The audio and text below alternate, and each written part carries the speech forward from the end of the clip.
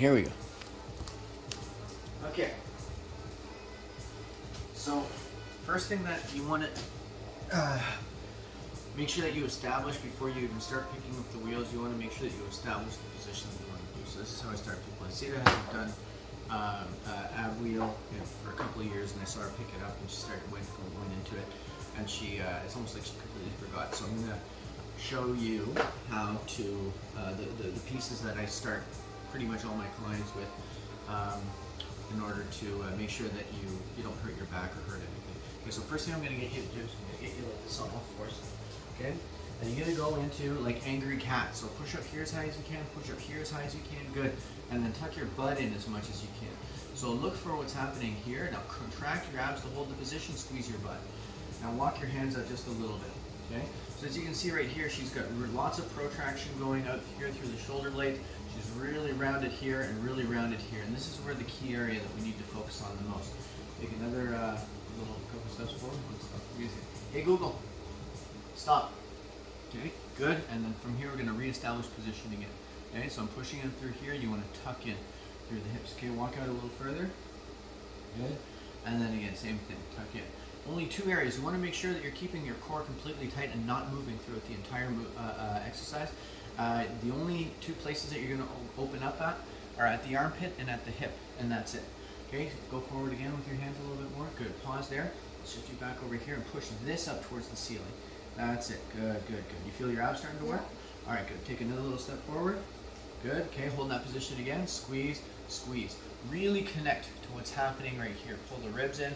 Exaggerate the roll of the abs and keeping this crunch, pulling the hips to the ribs, right? And again, a little bit more forward. Good. And again, reestablish. Squeeze, squeeze. Good. And continue to breathe.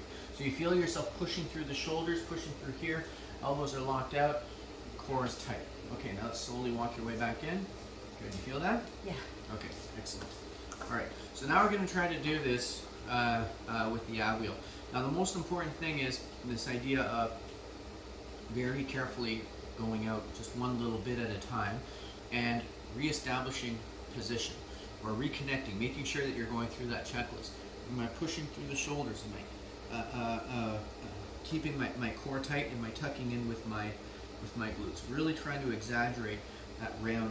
Okay, because that's what the rectus abdominis does in this position here, is it prevents the back from going into extension.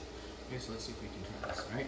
So same idea here, good. We're going to start with the angry cat, good. And then from there we're going to start moving forward. That's it, good. When you see we're opening up pretty much equally from the hips and at the armpit at the same time. Okay, pause there. Okay, bring the hips forward a little bit more now. That's it, good. Less on the arms. And bring this in a little closer. Good, right there. And a little bit more through the hips. Good, that's it. Pause there, and then use the abs to pull it back in. Good, and as you come back in, reach. Good. Again, yeah, let's do a few more. Okay, so I'm only having her go out just a little bit here, not really to her full range of motion, and just that she can get used to this idea of opening and closing. Another idea is to have a stopper of some kind. Right, there's a tool that I use, but you can use anything. In this particular case, this might be a good place to stop, because in that stopping position, you can take the time to go through your checklist a little bit more. So, good. Pause right there. Good. Tight, tight. Good. Bring it back in. And that's it. Good. Now let's go out a little further. And same thing. Good. Pause. Reach. Abs. Butt. Good. And pull it back in. Again. Continue. Let's go a little further. Good. Squeeze. Pull it back in. How's that? You want to keep it that distance for now? Yeah. Okay. Let's go. Continue. Good. Same idea. Pause, squeeze, beautiful. Bring it back in. And then as you're bringing yourself back in, imagine that you're drawing yourself upwards, not necessarily backwards, but upwards. And there's not really much of a point to have the glutes come back further than a straight femur.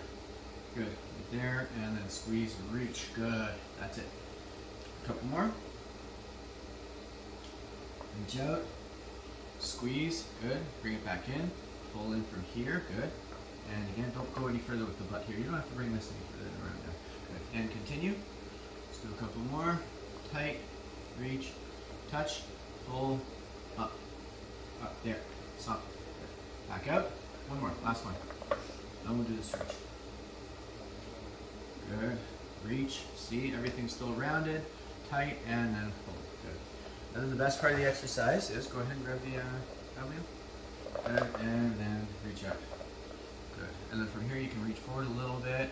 Good. And then you can get a really nice stretch in there. Oh, yeah. You can shift a little bit side to side. It's one of my favorite stretches for the upper body. Same thing with this one here. Depending on how strong they are, this is a good place for the stretch. But as you start going out a little bit further, you put a little bit more load.